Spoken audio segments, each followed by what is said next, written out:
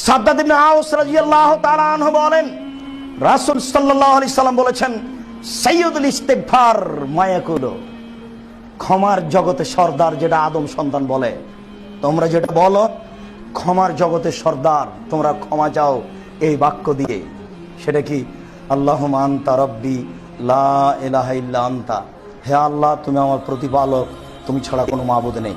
খালাক্তানি, তুমি আমাকে সৃষ্টি করেছো। ওয়ানা আবদুকা, আমি তোমার দাস। ওয়ানা আলা আহাদিকা, আমি তোমার ওয়াদার উপরে রয়েছি।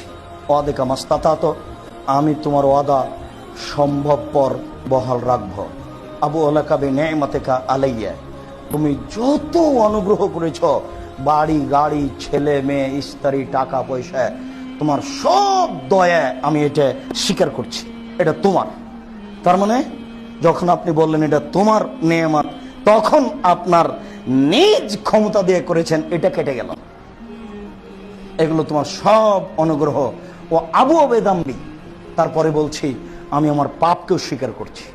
আমি তোমার অনুগ্রহকে স্বীকার করলাম, আমি আমার পাপকেও স্বীকার করছি। ফাঁক ফেরিলি, এবার আমাকে মাফ করো।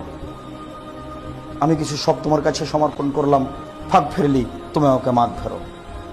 লায়াক ফিরুদ্দুন বা ইল্লা আনতা, তুমি ছাড়া কেউ ক্ষমা করতে পারে না, তুমি একমাত্র ক্ষমার মালিক। তোমাকে আমি এই বলে স্বীকৃতি দিচ্ছি, তুমি আমাকে মাফ করো।